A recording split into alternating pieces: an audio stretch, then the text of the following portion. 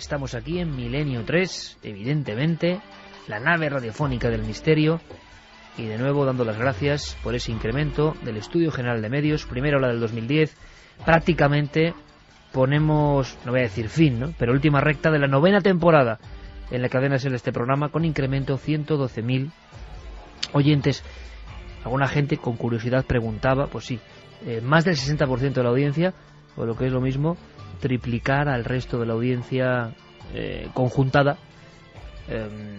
Es lo que consigue este programa gracias a vosotros. Una auténtica anomalía, pero como yo no me acabo de fiar mucho de las estadísticas, me fío también de la constante conexión que existe, por ejemplo, en Internet, donde este programa es todo un fenómeno gracias a vosotros. Es que esto es todo gracias a vosotros. Nosotros lo contaremos lo mejor que podamos, pero ahí estáis para receptar de alguna forma, ¿no?, y recibir este mensaje tan heterodoxo que hace que, por ejemplo, ahora nos estemos rascando todos aquí directamente. O sea, estábamos fuera del estudio con el mal de San Vito, ¿no? Hablar de las vinchucas y hablar de estas cosas tan pequeñitas y tan peligrosas nos ha hecho aprender. Lo importante es que hemos aprendido de un bosque lleno de símbolos, con la gente que más sabe de eso, y después de algo muy pequeño, pero algo que también demuestra grandeza humana. Sorteamos 3 libros, con las vías de contacto siempre activas, y quiero deciros 2 cosas, simplemente. Una, que el 29 de abril estaremos, pero hablaré de Félix Rodríguez de la Fuente, voz y enigma de la naturaleza, en Burgos. Iremos a su pueblo natal, a Poza de la Sal, de donde es mi amigo Roberto Cuadrado, aquí, el compañero de la SER, Poza de la Sal, mítico total. Y estaremos en Burgos, 29 de abril, en el centro del Círculo de Burgos. Estáis todos invitados, y yo creo que vamos a pasarlo muy bien y vamos a emocionarnos mucho. Félix, voz y enigma de la naturaleza. Gracias por esa repercusión, tanto del programa de Félix como del programa de la Sábana Santa. Gracias de todo corazón por lo que hemos vivido y el eco. Esta semana, además, y como el programa era de la Sábana Santa, no pude acordarme de un buen amigo. Estuvimos en su funeral, Enrique Muro, que no te olvidamos, compañero, tanto tiempo, en los principios, ¿no?, de la radio profesional en Onda Madrid, formando equipo, un equipo inolvidable, con otros compañeros del misterio, como Lorenzo, como Fran, y siguiendo muchas aventuras. Y en fin, Enrique, demasiado joven, ¿no?, para marcharse, demasiado joven. Un abrazo muy grande, amigo. Mañana te hacemos un recuerdo. Y un abrazo muy grande a Antonio y a toda la familia.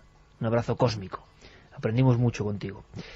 Bueno, pues yo creo, Carmen, que lo mejor es ver cómo está el patio a nivel de los mensajes, volver a recordar vías de contacto, porque enseguida vamos con una noticia que puede hacer atrasar las manillas del reloj de muchos conceptos. Un bombazo en la historia y en el misterio.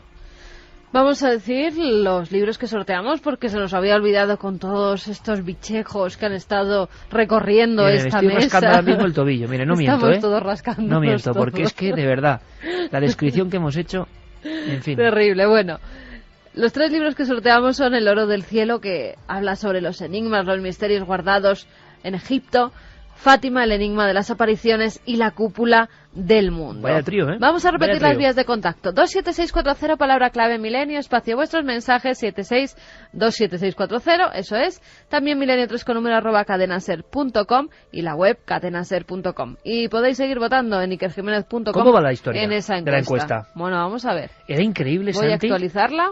Aquí sí que la gente estaba toda de acuerdo. O sea, 84% que sí que cree que hay lugares Madre que atraen mía. el mal, y solo un 16% que creen que no. Vamos con algunos de los mensajes. Rosana nos dice que vivió en La Paz y que conoció a una doctora que padeció del Chaga y pasó, porque lo llaman también Chaga, al parecer en otros países, y pasó con un tratamiento muy severo. Hoy pues está bien. Qué miedo, vi un documental sobre las tenias y acabé horrorizada, nos decía Carol. Diana decía que los piojos de la ropa la recuerdan al cuento El almohadón de plumas, de Horacio Quiroga. Hombre, Horacio Quiroga. Tenemos que dedicarle un capítulo a Horacio Quiroga, Santi, de vida infausta, de tragedias y suicidios a su alrededor y él mismo, y de una extraña fascinación por lo decrépito y por la muerte. Y un día os prometo un programa sobre los románticos españoles. Horacio Quiroga no era exactamente, o sea, nació fuera de España, pero prácticamente era un español por vida y obra. Pero ¿cuántos pintores? Alenza, ¿cuántos periodistas? Larra. cuánta gente metida en el mundo extraño de la muerte, lo sobrenatural, y con vidas muy, muy, muy quebradas, ¿eh? Pues sí, además yo creo que es un periodo de la historia intelectual de España muy rico, muy fértil, incluso que se podría extender hasta los principios del siglo XX, en los cuales aparecen genuinos heterodoxos españoles con verdaderas biografías. Tenemos a Mario Rosso de Luna, Hombre, claro, que lo tenemos pendiente como una figura teatral algún día. Con su libro, el libro, fijaos qué título, ¿eh? Publicó un libro, Rosso de Luna, que un día me lo vas a contar, Santi, pero pronto, que era el libro que vence a la muerte. Sí, señor. Y posiblemente sea uno de los estudiosos de la heterodoxia en general, del ocultismo en particular, y de cantidad de cosas que han sido no suficientes. Encontrar ahora, por ejemplo, ediciones de Rosso de Luna es muy complicado, y yo creo que no debe haber, yo casi todo lo que tengo es o facsímil conseguido con mucho trabajo en PDF, o alguna edición también conseguida con mucho trabajo en librerías de Lance, pero desde luego no tengo nada nuevecito recién estrenado. Y que con una biografía, con unos viajes, con un epistolario que de verdad merece un programa. Bueno, para muy pronto, sí, señor, vas a hacernos el dossier Rosso de Luna. ¿Te parece? Hecho. Y encima extremeño. Sí, señor. Como tú.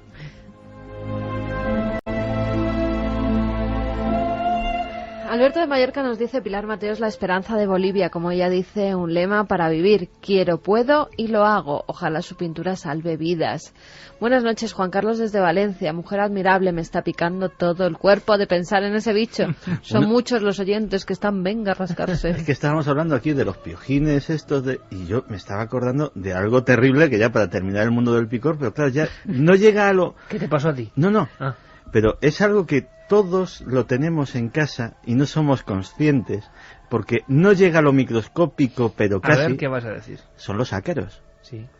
O sea, en nuestras moquetas, en nuestras propias camas, en las de todos, hay bichitos muy pequeños que conviven todas las noches con nosotros. Y que cuando los mira, ahora nuestros amigos internautas que metan ácaro que metan arador de la sarna. También, que ese tiene lo suyo. Que ese te hace cavernas en la piel. Es que parece que disfrutas, Santiago Camacho, describiendo el proceso arador de la sarna, y nos vas a dar la noche, Santi. Anda que no hay bichos más gordos que cavernas duermen en las camas. Sí, también es verdad. Que no cicatrizan nunca, que efectivamente quien lo haya padecido afirma que no hay picor peor que el de ese parásito. Pero tú imagínate esos seres absolutamente alienígenas que en esas fotografías de microscopio, que son los ácaros, saber que ahora mismo están en nuestra piel. Ay, para, Santi. Fari. Que es que pica todo, de verdad. De verdad, es increíble, ¿eh? Mira, el poder de la sugestión, de la voz y de la imaginación del ser humano. En este caso, imaginación sobre algo que es real, ¿eh? Nuria, que es de Madrid, dice que es muy interesante el programa, pero que la está picando todo el cuerpo. Y son muchos los que nos lo dicen, ¿eh? También nos dice: el ser humano cayendo en lo más horrendo y en lo más sublime. Personas como estas me emocionan y dan esperanza en el futuro humano, nos lo decía Manolo desde Alicante. Muchos de esos parásitos no tienen otra forma de alimentarse y reproducirse. Nosotros también matamos animales para sobrevivir. Ellos solo lo hacen para seguir viviendo. Bueno, y también hay parásitos beneficiosos. Sí. Es decir, nosotros que le tenemos tantísimo miedo a las bacterias, hay unas bacterias, que es la flora bacteriana del intestino, que directamente no puedes sobrevivir sin ellas. O sea, no puedes asimilar los alimentos. Con lo cual hay un montón de sedecitos que no tienen nada que ver con nosotros, no los ha producido nuestro cuerpo, han venido de fuera, que también nos ayudan a sobrevivir. ¿Y sabes lo que pienso yo? A modo de reflexión global sobre todo esto, cómo la naturaleza de algo inerte, o lo que nos han contado, ¿no?, en base a una serie de casualidades, ha formado tantos billones de formas, tan absolutamente diferentes unas de otras, que parece que provienen de mundos diferentes unas de otras, y que muy pocas veces reflexionamos. ¿Qué tiene que ver un arador de la sarna? O una vinchuca con un león, ¿no? O una lamprea, que también chupa sangre, por cierto, en las aguas, con un oso de las cavernas ya desaparecido. ¿O qué tiene que ver una de nuestras células con un águila imperial? ¿Es la naturaleza solo a base de casualidades y de evolución ha creado todo esto? Bueno, yo no lo sé, pero me parece absolutamente increíble. Hay algunos chupasangres que se utilizan con fines médicos, como las sanguijuelas. Los sangrados Claro. Muchos abuelos nuestros casi lo habrán sufrido, los sangrados, ¿eh? Pues y de sí. hecho, para el estudio y para la cura y el tratamiento de muchísimas enfermedades cardiovasculares, el mundo de los anticoagulantes de los que ahora mismo disfrutamos y que han salvado muchas vidas, viene precisamente de de estudio de salivas de murciélagos, de estudio de salivas de parásitos que efectivamente contienen poderosos anticoagulantes, y los científicos han estudiado ese proceso y lo han aplicado también para curar. Es decir, la naturaleza tiene mucho que temer, pero también tiene mucho que enseñarnos. Nos dicen también, un saludo amigos desde su país amigo, acá tenemos la araña del trigo y la araña del rincón, ambas mortales para el hombre. Es Pablo desde Chile. Desde la araña Chile. del trigo y la araña del rincón. trigo y en el rincón. Menos mal que no lo he encontrado por allí por Chile, pero vamos. ¿Por qué la naturaleza crea este tipo de seres? ¿No hay seres vivos superiores o más importantes? Solo es cuestión de supervivencia. No puedo desengancharme de vosotros. Saludos desde Toulouse, nos decía Carlos. Buenas madrugadas, soy un farmacéutico de guardia y me alegro que habléis de estos temas. También podríais hablar algún día de la malaria. Un saludo, nos decía Nacho. Tomamos nota. Tenemos buenos amigos que han investigado en el increíble mundo de los virus. Si os interesa, hace poco yo veía unas fotografías de los virus Fago y Fago 2. Y te voy a decir una cosa, Santi y Carmen. Cuando veía esas figuras, eran como la nave Apolo. La nave Apolo que se posó en la superficie de la Luna, solo que era posándose sobre una de nuestras células que van por la sangre. La estructura de algo que no sabemos si tiene vida o no, que es un virus, era tan alucinante, tan arquitectónica, diseñada de una forma que parecía trazada a escuadra y cartabón, que uno se hace la misma pregunta. Qué extraño es todo esto. Bueno, a Elizabeth la acabas de levantar de la cama con Vaya eso por de Dios. los ácaros y de... Claro, si es que nos ponemos a hablar de cosas cuando la gente está en la cama. Zaragoza, nos dicen, cayó durante la Guerra de la Independencia, en gran parte por el piojo de la Sí, ropa, que sí, desencadenó una gran epidemia de tifus. No os olvidéis de los otros grandes vampiros, las arañas, la de cola blanca, la de espalda roja, la viuda negra, la mona y la ahora de moda reclus. Sí, las arañas también, esas monas, figuras siempre en nuestras fobias más profundas. Vamos a hacer una cosa. Vamos a hablaros de un hallazgo y después nos vamos a un pueblo de brujas. Bueno, dos pueblos interconectados. Nuestros compañeros Fermín, Agustí y Carlos Largo nos van a llevar allí. Pero antes, me gustaría saber algo más de una noticia que adelantábamos la semana pasada, que yo creo que es sensacional, y que el titular sería algo así como un muro que tiene 23.000 años. Y un muro que se encuentra dentro de una cueva rupestre, de una cueva del hombre de las cavernas, de una cueva donde no había tecnología alguna, o por lo menos hasta ahora no se conocía. Cronología de hechos. Las pirámides, oficialmente, más o menos, haciendo una media, 2500 a.C., las más célebres. Los monumentos megalíticos, Stonehenge y tantos otros, pues los 3000, 4000 a.C., las primeras ciudades de la Mesopotamia. Podíamos hablar de unos 5.000, 5.500 a.C. Lugares muy raros de la Anatolia, como Cataluyuk o Cayonú, 7.000 a.C. Ain Ghazal en Jordania, 7.500 a.C. Ya es algo como casi, imposible de medir ni en los museos, mucho más lejano de lo que soñábamos. Llega Göbekli Tepe, unos 10.000 a.C. Y hablamos del primer templo, y de repente hacen unas mediciones en Grecia y vais a ver una construcción de 23.000 años. Si esto es verdad, se carga todo. Puede que no sea verdad, o que nos hagan creer que no es verdad, o que ya no se hable nada más, por lo tanto nadie lo acepte. Pero los científicos han dicho 23.000.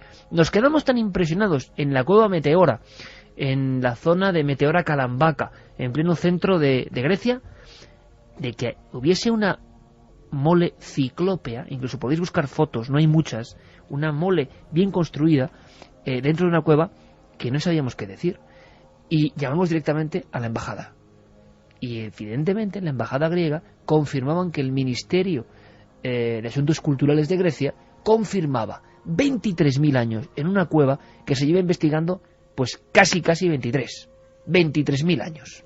Un descubrimiento muy importante, una muralla antigua de más de 23 años de antigüedad, que está en Grecia central, que según los expertos es la labor técnica de la más antigua de Grecia y tal vez de todo el mundo. por supuesto, rápidamente preguntábamos a nuestro compañero Nacho Ares, ¿es posible? ¿23.000 años una columna? Desde luego se retrasan las manillas del reloj muchísimo, y quizá esto influya en otros grandes monumentos, en otras cronologías que eran demasiado modernas. Y si retrasamos las manillas del reloj global, ¿también hay que cambiarlo todo?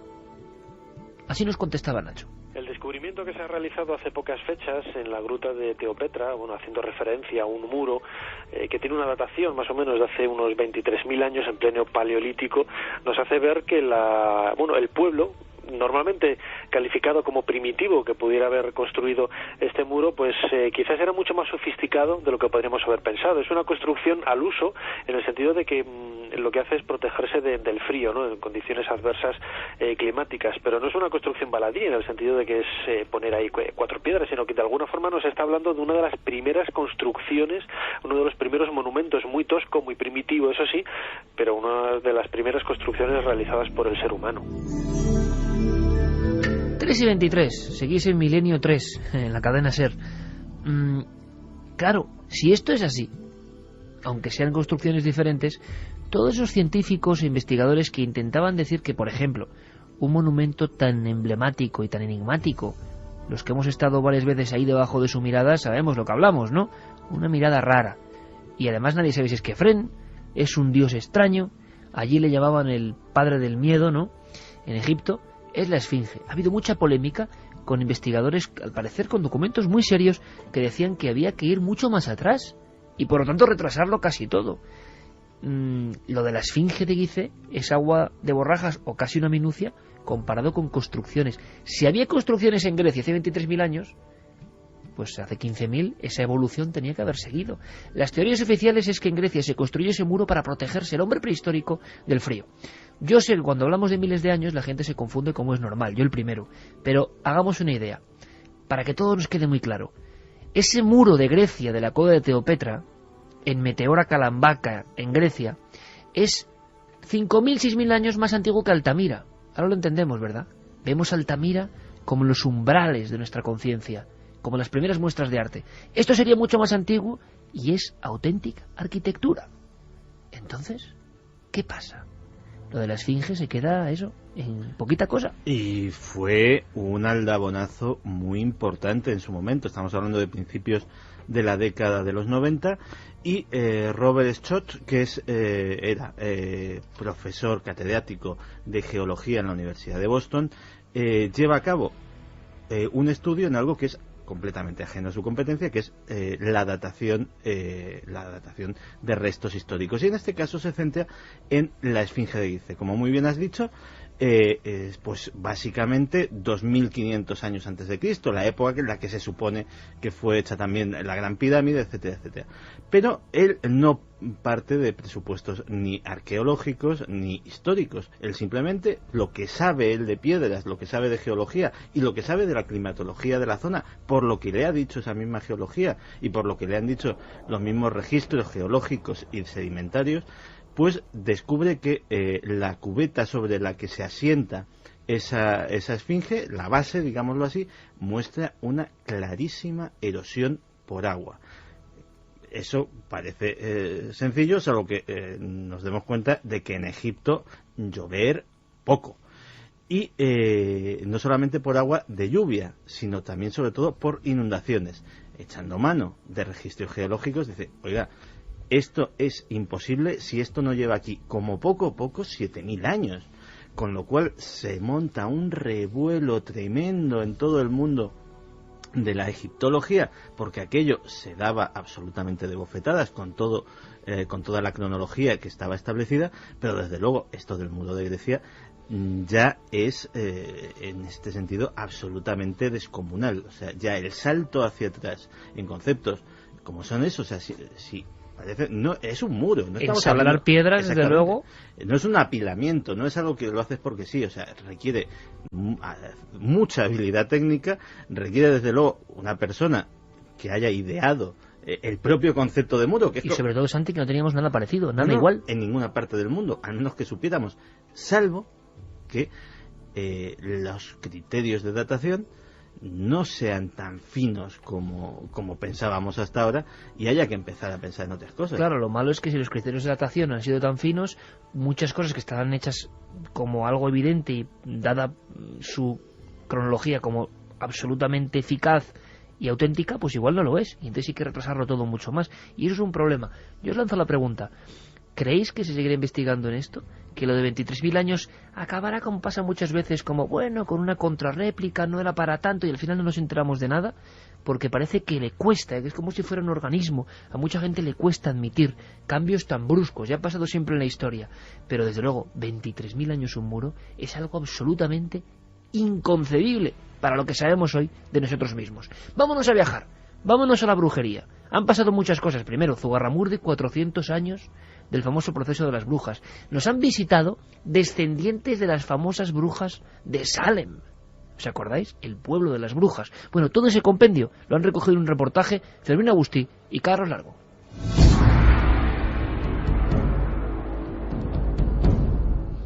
Hace escasas semanas se celebraba en Logroño un histórico homenaje con motivo del 400 aniversario del auto de fe celebrado por la Inquisición contra 53 vecinos de la población navarra de Zugarramurdi, ejecutados que fueron condenados de manera injusta por realizar supuestamente prácticas de brujería.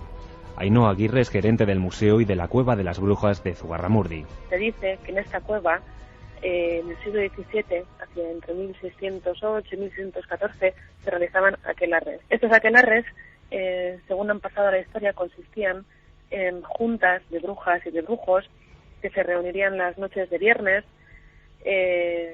y bueno, recibirían a Satán o al demonio en forma de mitad hombre, mitad macho cabrío, y sería él quien presidiría estas juntas que, según se fue escribiendo sobre ellas, cada vez adquirían tintes más oscuros, más sexuales, ¿no?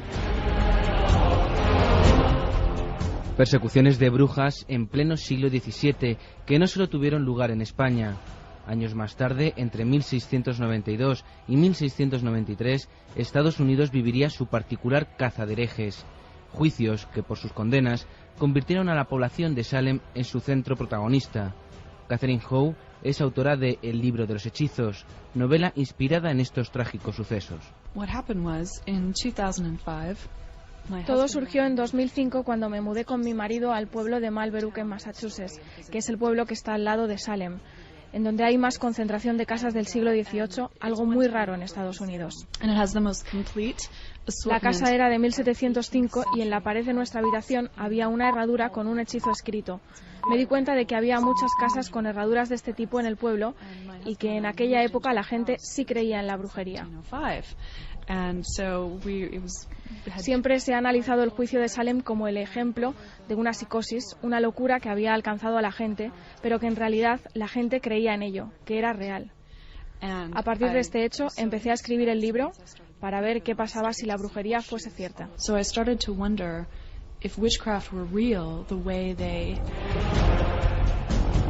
Cerca de 150 personas fueron encarceladas, 29 de ellas condenadas por crimen de brujería, de las cuales ahorcaron a 19. ¿Pero acabaron los juicios de Salem, al igual que los de Zugarramurdi, con la vida de personas inocentes?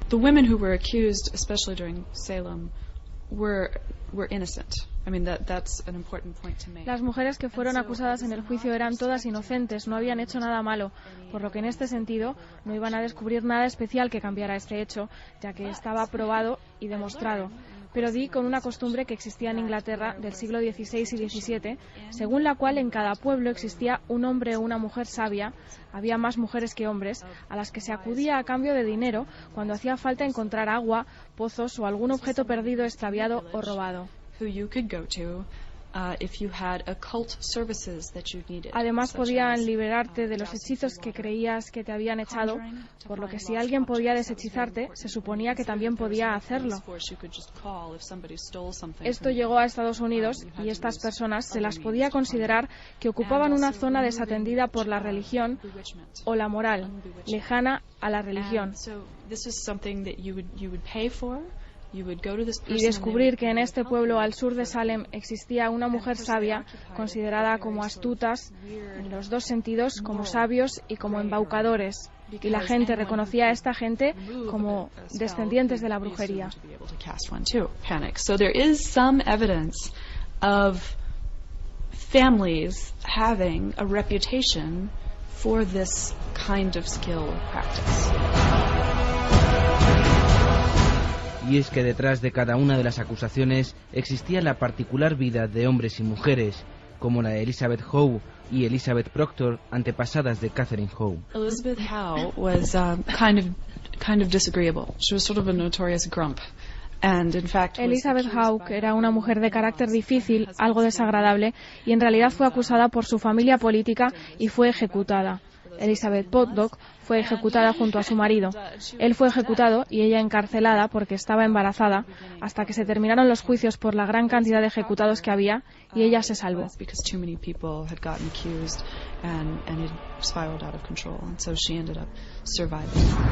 Y no podemos olvidarnos de la magia y brujería actual, creencias que han evolucionado con los años y de las que solo algunas personas parecen poder ser partícipes. It's hard to say. Por aquel entonces se consideraba brujería algo muy diferente a lo que se puede considerar ahora.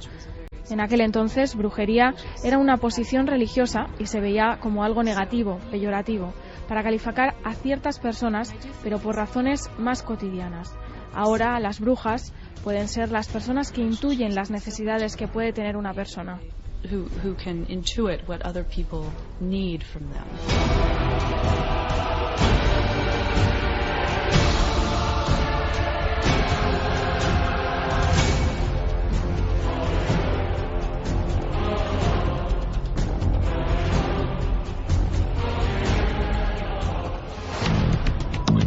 Cuéntanos algo desde el otro lado.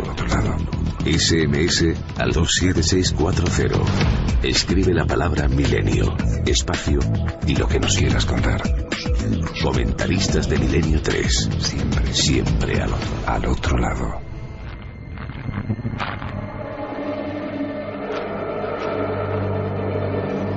Crónicas de brujería, podríamos llamarlo así. 3:34. Fijaos que se mencionaba el macho cabrío. Y yo ayer estaba en el zoo con mi sobrino, Félix. Estábamos en el zoo, ¿verdad, Carmen? Que es un lugar tan bonito, tan especial, tan años 70 en alguna de sus fases, ¿no? Que me hice fotos, evidentemente, en la escultura de Félix Rodríguez de la Fuente. Qué bonita escultura, los niños a Félix. Pero en un momento dado, en eso que llaman como el establo, y claro, nuestro sobrino es muy pequeño y está emocionado dando, pues, acariciando los animales y demás. Y os lo juro, es una tontería, evidentemente, pero es que me ha recordado esto. Al fondo del establo, si alguien conoce el zoo lo sabrá, están los machos cabríos. Hay machos cabríos. Sí. Y como estábamos ahí con los animales y había muy poquita gente, porque el tiempo en Madrid ha estado un poco revuelto, y me veo al macho cabrío que se ha levantado al final del pasillo, Carmen asiente ahora, mirándome fijamente, con las dos patas como muy subidas, totalmente erguido, ¿vale? Parecía el macho cabrío de la aquelarre de Goya. Total. Y como si te hablase, ¿verdad? Que te miraba así, porque, no sé, quería que le diese de ese pienso que dan ahí a los animales. Oye, lo que es el arquetipo, Santi, claro que era un simple, en el fondo, una cabra, más o menos una cabra, ¿no? No tiene ningún problema. Bueno, era un macho cabrío, sí, con unos cuernos pero terribles. Pero la atrás, imagen, negro. Y al estar en sombra esa parte, sí, la imagen que tú veías era un macho cabrío levantado.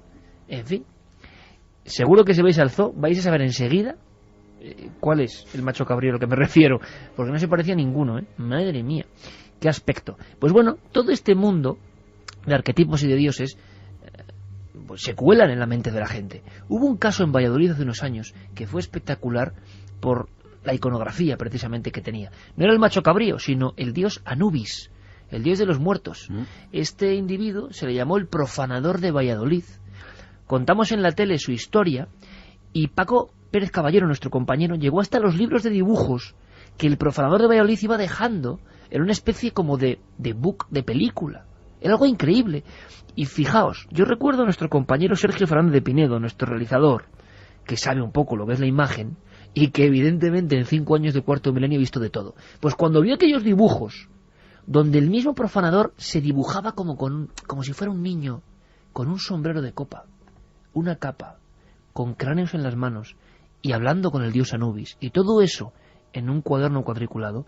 Me acuerdo que Sergio me decía, editando los dos el programa de noche, que le daban miedo esos dibujos, o sea, que le impresionaban mucho, que tenían algo realmente terrorífico. Entre tumbas, el propio profanador se retrataba con el sombrero de copa sonriente, mirando directamente hacia el otro lado, ¿no?, del mundo de papel. Ahí tiene Santi algunos de los dibujos que recupera de la colección o de las colecciones de Cuarto Milenio. Y daban miedo. Bueno, pues lo que nos ha sorprendido muchísimo, Carlos Largo, compañero, buenas noches. Buenas noches, Iker. Es que el profanador de Valladolid, el mismo individuo, ha vuelto a ser noticia. Pues sí, volvió a actuar esta Semana Santa pasada. Muchos de los periódicos locales, por ejemplo, abrían el pasado 6 de abril diciendo: un cementerio de Valladolid sufre la violencia de un profanador. 58 sepulturas del cementerio del Carmen fueron destrozadas y 2 cuerpos se extrajeron de las tumbas. Y efectivamente es que la madrugada del sábado santo al domingo santo, digamos que por la mañana los vigilantes encontraron restos óseos repartidos por todo el cementerio, por todo el camposanto. Rápidamente, la policía de Valladolid, que ya conocía estos casos anteriores de 2004, empezaron a sospechar de esta persona. Esta persona es un hombre de 32 años, se llama Rubén, se le ha apodado como el Buque e incluso como el Señor de la Muerte, tal y como decías, por esos dibujos que ya hizo en el 2004. Y bueno, pues en esta ocasión, como decía ese titular, rompió 33 nichos y 25 sepulturas. 33, sin duda alguna. Todo aquí hay un juego simbólico de fondo, seguro, ¿no? Que solo conocerá él, me imagino. Lo curioso de este caso que ya comentabas es que en el 2004 esos restos fueron esparcidos por toda la ciudad, incluso por zonas del río, y en esta ocasión pues extrajo 2 cuerpos, de los cuales se quedó con 2 cráneos. Uno de ellos todavía no ha aparecido, y otro sí que apareció de una manera, de un extraño ritual, sobre un cojín, sobre una de las lápidas. Hemos hablado en este caso con una de las personas, un periodista que ya colaboró con nosotros, en este caso con Paco Pérez Caballero, con nuestro compañero para el programa de televisión, y bueno, hemos vuelto a hablar con él para que nos explique qué es lo que ha sucedido en esta ocasión. Es Íñigo Arrue, periodista del Mundo de Valladolid. Compañero y gran periodista, Íñigo Arrue. Lo más grave que hizo fue sacar dos ataúdes, y de esos ataúdes sacó los cadáveres que estaban momificados. Y de esos 2 ataúdes se llevó los cráneos. Uno ha aparecido, que estaba en una tumba con un cojín, y otro está sin aparecer. Y de momento la policía pues sigue buscando dónde puede estar el cráneo este. Lo habían detectado los vigilantes jurados del cementerio del Carmen el domingo. Y el lunes, cuando estuvimos viendo todo el recorrido que hizo, a las 2 de la tarde, ya nos habíamos ido, a las 2 de la tarde volvió a aparecer él. Él había provocado la profanación el sábado por la noche. Y volvía otra vez el lunes a las 2 de la tarde, según dijo la policía, a meter monedas en los cráneos.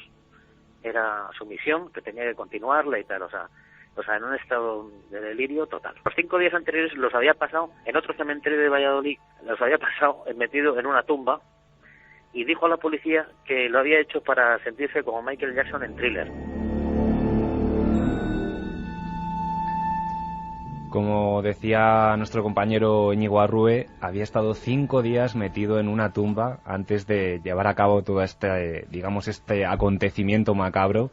Y bueno, la policía le detuvo, estuvo haciendo declaraciones, pero totalmente inconexas. Estaba, como decía Íñigo, en un estado de delirio total. Había estado tomando un tratamiento psiquiátrico desde el 2004 durante 4 años, pero él mismo declaró que, unos días antes de que llevara a cabo estos hechos, había dejado de tomar pastillas. Hemos hablado también con el psicólogo Jaime Gutiérrez, que también colaboró con nosotros en el programa de televisión, y nos va a explicar un poco cómo este tipo de personas que sufren, digamos, esta enfermedad, la esquizofrenia, pueden reincidir de nuevo en este tipo de actividades. Bueno, pues un perfil psicológico se trata de un enfermo. En realidad estamos hablando de una persona que sufre de una esquizofrenia. Entonces lo que salió a la luz también fueron ciertos dibujos que hacía, eran dibujos autorreferentes en los que se dibujaba a sí mismo, resucitando muertos y desenterrando cadáveres. Entonces son dibujos autorreferentes que tienen que ver con su delirio, con ideas delirantes, con una motivación también pseudo-religiosa. Hablaba de dioses del Antiguo Egipto, de la posibilidad de la reencarnación, motivado también por un acontecimiento traumático que sufre desde la pérdida de su abuela. Este tipo de enfermedades surgen por brotes, no tiene por qué estar continuamente una persona viviendo este tipo de experiencias en su mente. Entonces la reincidencia es hasta que se estabiliza la enfermedad, pues es casi se puede decir que está asegurada. En Rubén, en este caso, pues es una persona que todavía no ha estabilizado sus síntomas. Me consta, por las informaciones que tengo, que además no ha seguido el tratamiento ambulatorio que se le impuso. Bueno, y si uno no sigue el tratamiento psiquiátrico, en este caso tendría que ser un tratamiento psiquiátrico, y no sigue las medidas higiénicas y saludables, pues lo que hace el brote es volver a aparecer, y entonces vuelven a surgir estas ideas delirantes autoimpuestas que le llevan a estar fuera de la realidad. Precisamente vemos ahora mismo un dibujo en uno de sus cuadernos de un macho cabrío. Yo no lo había comentado sabiéndolo, pero justamente en los cuadernos que ha interceptado la policía pues aparece un macho cabrío mirando de frente. Yo espero que este muchacho, porque es un muchacho, Rubén, tenga un buen tratamiento y no se deje arrastrar, porque es un acto delictivo, evidentemente, profanar cuerpos. Le llamaban el resucitador en Valladolid, y lo malo es que esto siga escalando. Para mí la esquizofrenia, hemos hablado en alguna ocasión, hay mucha gente que tiene esta, y todos conocemos gente que ha tenido esta dolencia, esta enfermedad, este trastorno, y se puede tratar más o menos. Lo que pasa es que cuánta gente la tiene, es un misterio de la mente humana, y no se trata o no lo ha identificado, y a veces qué atrapantes son algunas ideas delirantes, ¿no? Y qué enigmáticas son, porque realmente se apoderan de la persona, porque este comportamiento es algo asombroso. Los vecinos decían que en cuanto dejaba de tomar las pastillas iba directo al cementerio. ¿Qué tenía él, no? ¿Qué clase de conexión con el mundo de lo mortuorio? Y que es que en muchas personas esa conjunción, lo que hablábamos de Eros y Tánatos, pues perfectamente está ahí hilada, ¿no? En fin, en Valladolid saben de esta historia, y además la presencia constante de dioses de la muerte como Anubis, y todos los días, nosotros ya muchas veces no lo contamos porque es tan desagradable, pero es la constancia de que la enfermedad y lo oscuro, relacionado con ideas delirantes y con la brujería, está perfectamente presente en cualquier rincón del mundo, y los rituales, por más dramáticos que nos parezcan, siguen ocurriendo todos los días. Sí. Por gente que evidentemente tiene que tener problemas mentales. Sí, ahora ha ocurrido en la India, en Uttar Pradesh, donde una pareja que ha sido aconsejada por lo que consideraban un hombre santo, un curandero, lo llamaríamos aquí, ha sacrificado a un niño de 3 años porque esa sería la forma de ellos tener un hijo propio. Al parecer, cuando llegó la policía al templo donde el niño se encontraba decapitado, encontraron todo un ritual macabro, con una de sus manos cortadas en varios trocitos, según les había indicado ese hombre santo, que se ha dado a la fuga, ha desaparecido, y ahora la pareja, el matrimonio que llevó a cabo el asesinato, pues están detenidos, pero se está buscando a ese curandero que es el que ha hecho que esta pareja llegue a la locura de matar a un niño de tan solo 3 años. Las ideas y su poder sobre el cerebro es increíble. Yo entiendo también el miedo de la gente que vivía cerca de los cementerios de Valladolid, cuando no se sabía lo que pasaba, y se habló evidentemente en un principio de sectas satánicas. Sí. De hecho, aquí mismo tengo delante de mí los titulares de aquel enero de 2004, en los cuales pues la prensa de Valladolid pues exactamente se preguntaba gamberros o sectas satánicas, por ejemplo, decía uno de ellos. Y era un solo individuo en soledad entre las tumbas. Efectivamente, luego noticias posteriores decían la policía descarta que una secta esté detrás de las profanaciones del Carmen. Y fíjate que justo al lado, estaba hojeando pues eso, uno de los libros de la colección de Cuarto Milenio, justo al lado de ese recorte, en la composición de la página, está una de estas mesas donde la policía exhibe pues todo lo que incauta en un registro, en este caso el registro del domicilio de este joven. Y fíjate que se puede apreciar perfectamente el crescendo del delirio de esta persona, porque se ve claramente como a la izquierda de la mesa hay dibujos, pero un poquito más allá hay ya calaveras de plástico. Luego hay calaveras de plástico, digamos, con la parte superior cercenada. Y ya directamente, lo último fueron las cabezas humanas que se recuperaron en su domicilio, porque se las llevaba para, según parece, hacer rituales en honor a Anubis, porque efectivamente yo creo que el suceso traumático que desencadena todo esto era la muerte de su abuela, que le era muy querida, y que él con todo esto en su fantasía lo que quiere es resucitarla, quiere volverla a tener a la vida. Se ven también cruces antiguas, también quitó algunos cristos y algunas vírgenes de las sepulturas. En fin, yo creo que este chico tenía que estar tratado, tenía que estar ingresado en un hospital donde pueda estar controlado, porque también hay que ponerse en el lugar de las familias, ¿no? A las cuales han profanado a sus muertos y se han llevado incluso sus huesos, sus cráneos. Es que no es ninguna broma. Y sobre todo por su propio bienestar, es decir, una persona que vive en este mundo atroz en el cual, pues lógicamente, imaginemos muchas veces el mundo que nosotros vivimos cuando tenemos una pesadilla, un mundo en el que nada acaba de ser ni real ni ficticio, en el que no estás seguro absolutamente de nada, pues puede ser muy parecido precisamente al de un delirio de ese tipo. Pues si está controlado con medicación, con una vida ordenada, con un personal que puede en cualquier momento asistirle, pues es mucho mejor, lógicamente, que se pase 5 días metido en una sepultura para ver qué tal se siente Michael Jackson. Carlos, compañero, gracias por la crónica. Estas cosas pasan en España, son parte, nunca mejor dicho, de esa crónica oscura, y esperamos no tener más noticias de este tipo, aunque de vez en cuando esto es recurrente. La historia de las profanaciones de cementerios ocultan muchas más cosas, a veces de la debilidad humana, ¿no? Y de los lados más abisales de la propia mente. Gracias, compañero. Gracias a vosotros. Vamos a hacer una cosa, vamos rápidamente a dar un repaso por la historia. Nacho Ares tiene todos los datos, han pasado cosas, hay que saberlas para aprender que los misterios están en todas partes y en todas las épocas.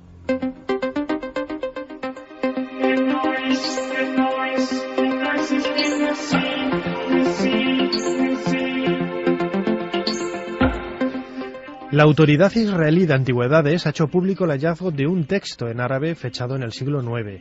La inscripción, aparecida en el antiguo barrio judío de Jerusalén, pertenece a la época del califato abásida y parece conmemorar el dinero entregado por el califato a uno de sus seguidores leales de Jerusalén. Pero, ¿cómo era la convivencia de las dos culturas en este periodo? Escuchamos al arabista Andrés Guijarro. En esas fechas no era muy buena, pero por unas razones peculiares. En principio, en las sociedades musulmanas tradicionales, los judíos, igual que los cristianos, tienen la categoría de dhimmiés, que lo que supone pues, un estatus de protección por parte de las autoridades, pero en concreto en la Jerusalén del año 1000, Tierra Santa está bajo el dominio de los hatimíes, en concreto es el reinado del califa al-Hakim.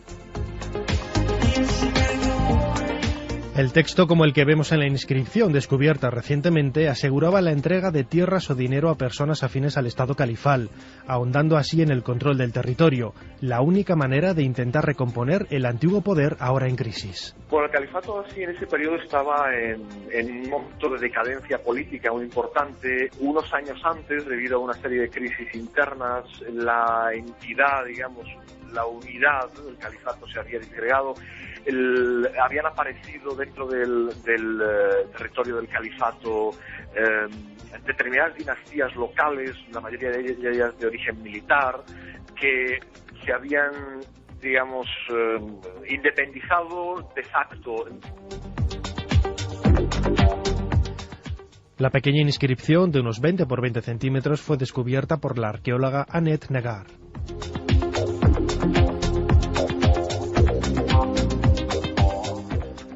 Los planes para abrir en pocos años el Museo Ibérico de Jaén siguen a buen ritmo. Sus galerías contarán con algunas de las mejores piezas del panorama internacional. Nos lo cuenta Arturo Ruiz, catedrático de Prehistoria de la Universidad de Jaén y director del Centro Andaluz de Arqueología Ibérica. Van todas las colecciones de Ibérico de Jaén. Las colecciones, aparte de estas colecciones, la idea es añadirle algunos elementos de otros museos andaluces, porque lo que se pretende es que el museo sea un museo de iberos de Andalucía, no solo un museo de Jaén, aunque evidentemente las colecciones de Jaén son muy fuertes. Y luego seguramente se van a pedir también de almacenes de otros museos españoles y europeos. Quizá para cuando se inaugure podamos tener también la clave del desciframiento de la lengua ibera. Aunque conocemos cómo sonaba gracias a las inscripciones bilingües en monedas romanas, todavía no hemos encontrado la clave para poder interpretar su escritura. Hay mucha información nueva que de alguna forma pues los investigadores, que son filólogos fundamentalmente, permiten ir determinando áreas donde se ve un determinado uso de escritura y un determinado uso de una lengua distinta. Y ya se empiezan a poder sobreponer zonas en un sentido y otro. Recuerdo que Javier de Oz me comentaba cómo en Porcuna se estaba utilizando la escritura meridional, pero se hablaba una lengua que a su vez era distinta de la que se estaba hablando en Cástulo, que seguía utilizando la meridional. Los iberos tuvieron su época de esplendor durante los siglos V y I antes de nuestra era, en una amplia zona que iba desde la Provenza francesa hasta el sur de Portugal, pasando por todo el Mediterráneo español.